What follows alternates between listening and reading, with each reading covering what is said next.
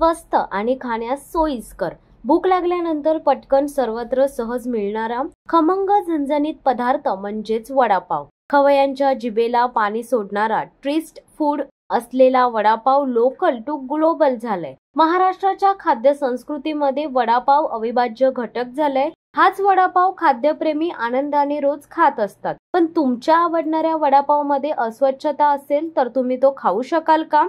उरण तालुक्यातील कोपरोली येथे असाच एक धक्कादायक प्रकार समोर आलाय।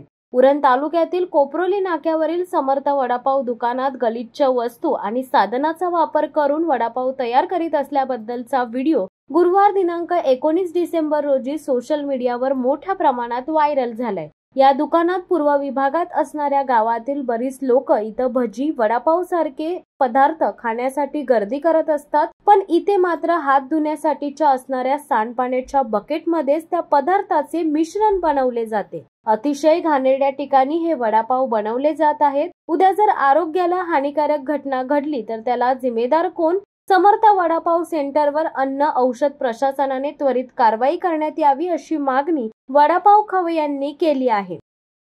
शिवसत्ता टाइम्ससाठी प्रवीण पाटील, उरण। दे धडक बेधडक वृत्त देणाऱ्या आपल्या शिवसत्ता टाइम्स न्यूज चॅनलला लाल बटन दाबून सबस्क्राईब करा आणि बेल आयकॉनला क्लिक करायला विसरू नका।